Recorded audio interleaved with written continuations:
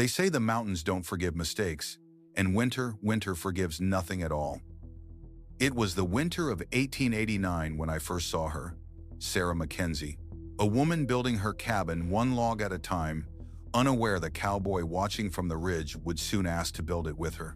But before I could walk down that hill, before I could say a single word to her, I had to survive the night that almost killed me. My name is Jacob Thorne. I'd been riding 3 days from Deadwood with nothing but a saddle, a rifle, and a debt I couldn't pay. The storm caught me at sunset, just when the world turns cruel. The wind came first, howling through the pines like something alive and angry. Then the snow, thick, blinding walls of white that swallowed the trail ahead. My horse, a gray mare I'd called Ash, stumbled through drifts that reached her chest. I could feel her weakening beneath me, her breath coming in ragged gasps that turned to ice crystals in the air. The cold wasn't just cold anymore. It was a living thing, pressing against my chest, stealing the warmth from my body one heartbeat at a time. My fingers had gone numb hours ago. Now I couldn't feel my face. Ice clung to my beard, my eyebrows turning me into something carved from stone. Through the chaos of the storm, I thought I saw a light, a single flickering glow in the distance. It might have been my imagination. Men dying of cold see all sorts of things that aren't there. But I turned Ash toward it anyway because what else could I do? The light grew stronger.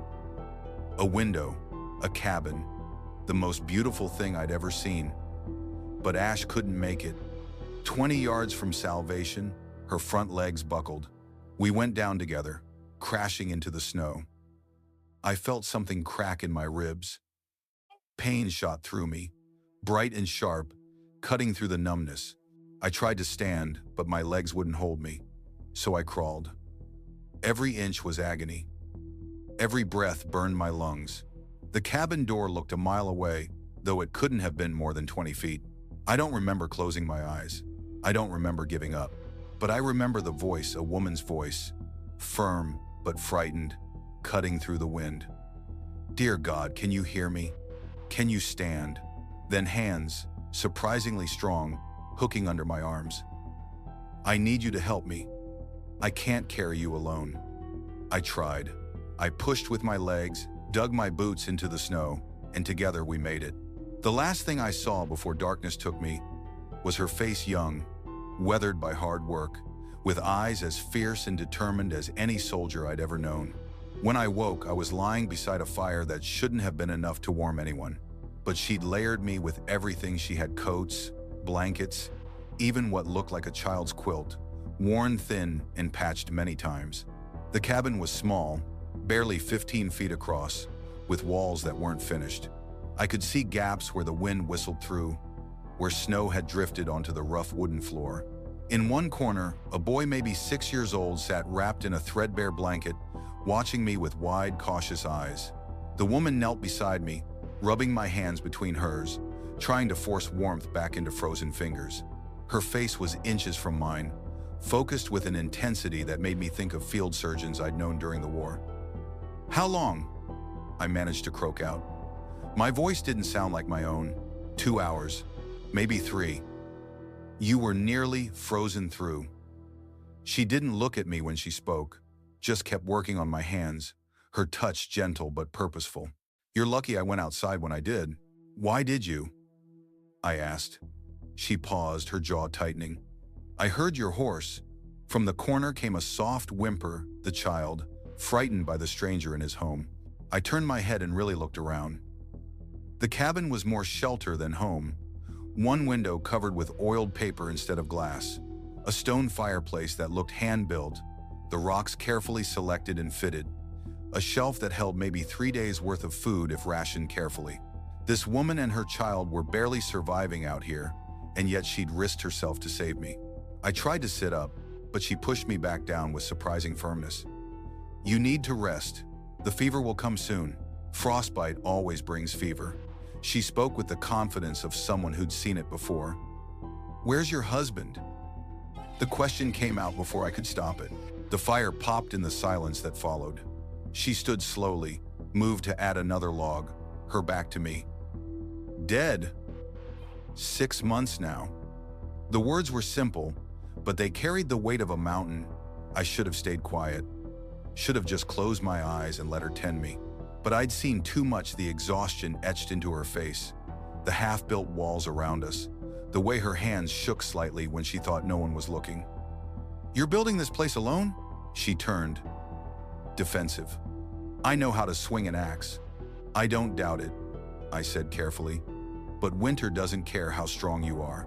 She stood abruptly, her shoulders shaking, not from cold, but from something held too long inside. "My husband bought this land. He said we'd have a ranch. He said our son would grow up somewhere safe, away from the towns and the violence. He promised." Her voice broke on that last word. "He died before he could finish the cabin. Fever took him in 3 days. I won't let that be for nothing. This is Thomas's future. This is all we have." In that moment, I saw everything she was. A woman made of iron and sorrow. A mother fighting a losing battle against a wilderness that didn't care about promises or dreams or the fierce love of a parent for their child. The cabin around us was more than just logs and stone. It was her defiance against fate, her refusal to let winter and death and cruel circumstance win. And I knew with a certainty that surprised me that I couldn't leave. Not yet. Maybe not ever. I woke the next morning to find myself alone. Sarah and Thomas were gone. Outside, I could hear a rhythmic sound, the bite of an axe into wood, steady and determined.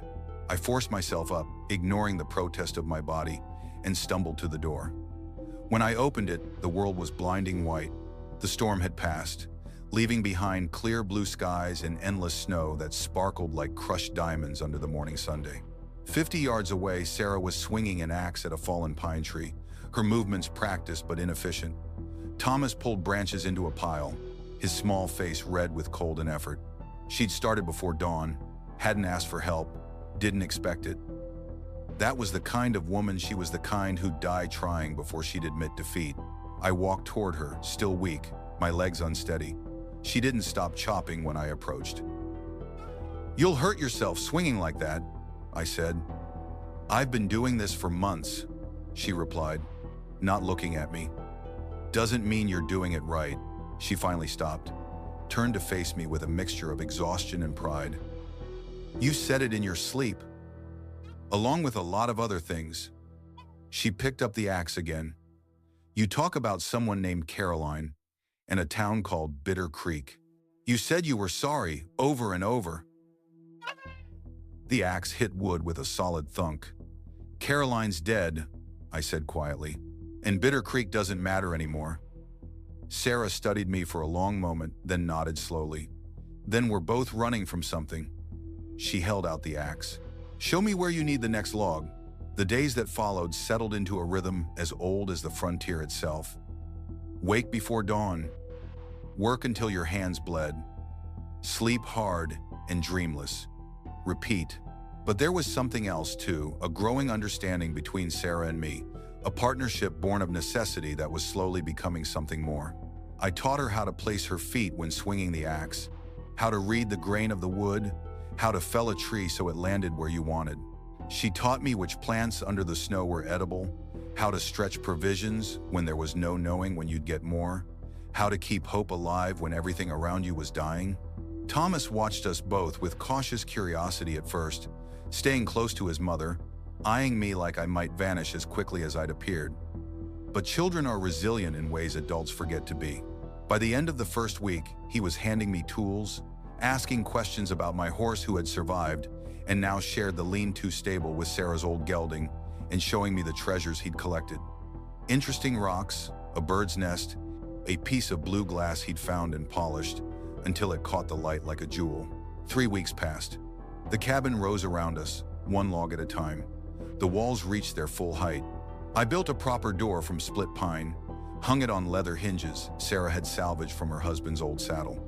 We chinked the gaps between logs with mud and moss, sealed them against the wind. The cabin began to feel less like a desperate shelter and more like a home. And something else grew too, something neither of us had words for, something that made the air between us feel charged, electric, dangerous. Evenings were the hardest.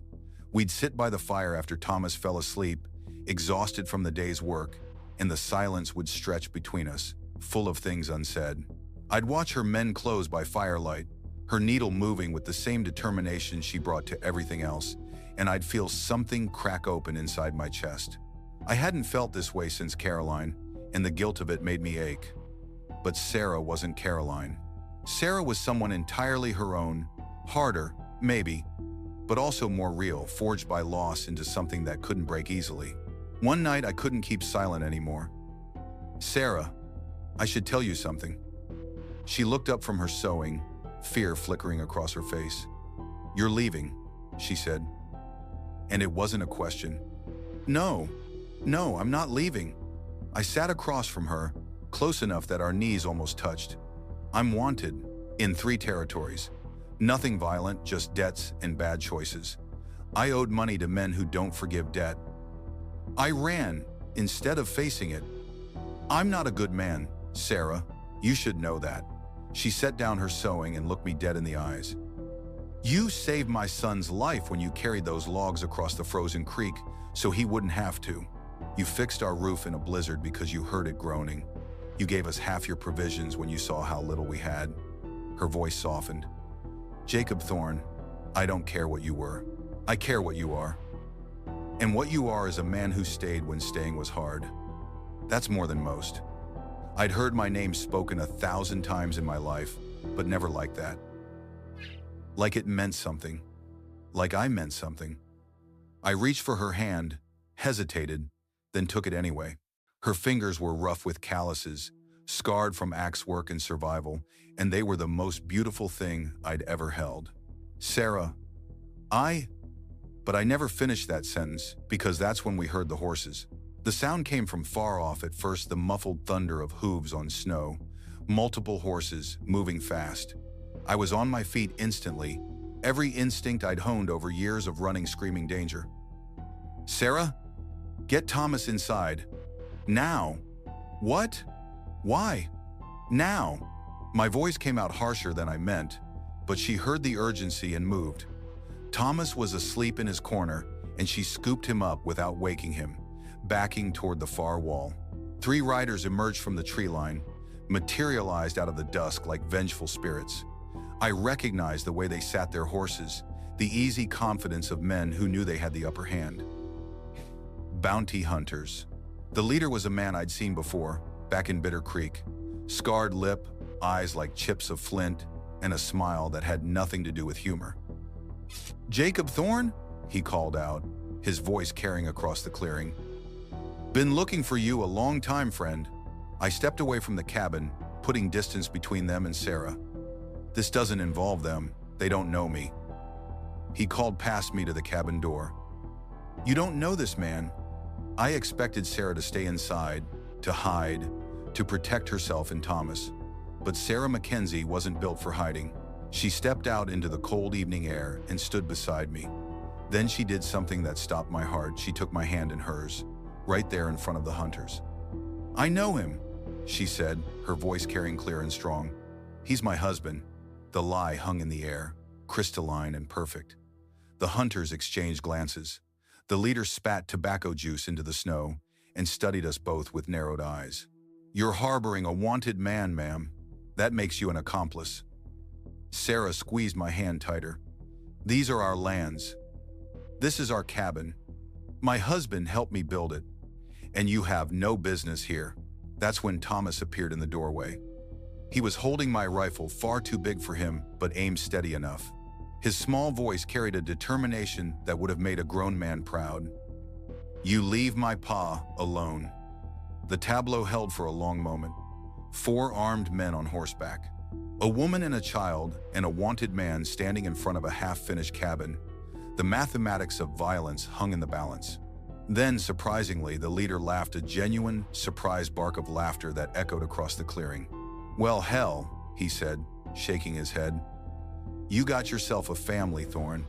That changes things." He shifted in his saddle, leather creaking. "But it doesn't erase your debt. The men you owe, they want their money." "I'll pay it," I said. "Every cent. Just give me time. Time's the one thing we all got too much of out here." He turned his horse, but paused. Spring, when the pass opens. You bring $800 to the Red Star Saloon in Deadwood, or I come back, and next time, I won't be asking nice. You understand me? I nodded. I understand. They rode off, disappearing into the gathering darkness as suddenly as they'd appeared. When the sound of hooves faded completely, Sarah finally released my hand. We stood there in the cold, breath fogging in the air between us. Neither of us quite ready to speak. Thomas lowered the rifle, his small arms shaking from the weight. I took it from him gently. That was brave, I told him. But don't ever point a gun at someone unless you're prepared to use it. He nodded solemnly, then surprised me by wrapping his arms around my waist. I won't let them take you, Pa. The word Pa hit me harder than any bullet ever had. That night, after Thomas fell asleep, Sarah and I sat by the fire in silence for a long time. Finally, she spoke. $800. I know. How will you? I'll find a way. I always do. She looked at me, and in the firelight, I could see tears glistening on her cheeks. I meant what I said out there, about you being my husband.